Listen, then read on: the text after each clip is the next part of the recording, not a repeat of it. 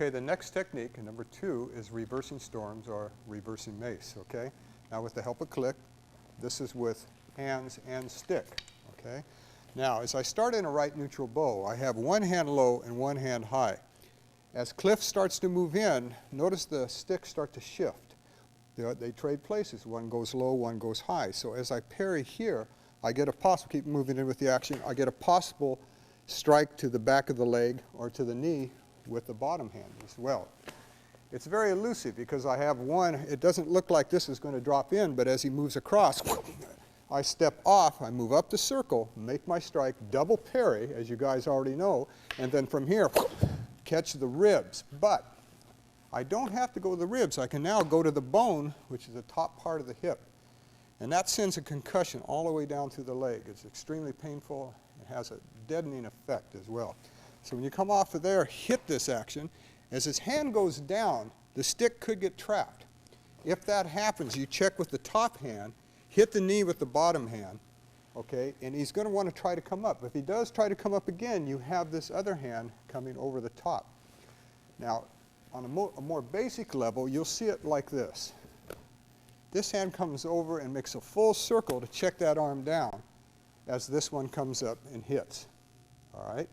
But on a more sophisticated level in this tape, I want you to watch where this goes and hits the knees, and if I need to pull this stick out, I can do it by striking the forearm and across both arms. All right, at this point, I can slide up and anchor down using this as leverage here. Now this controls his height. If he tries to kick or move towards me, that controls all that. If he tries to punch me, it controls the width. If he tries to dive in and tackle me, it controls that as well. You see how that crosses across that arm if he comes in. Okay, now watch again. We step off, double parry, make our shots, circle around, check, hit, anchor. Now, again, to cross-check him, I'm going to sweep his leg as I hit that arm at the elbow. And as I come out of that sweep, I have one last shot open for him here, breaking the bridge of the nose.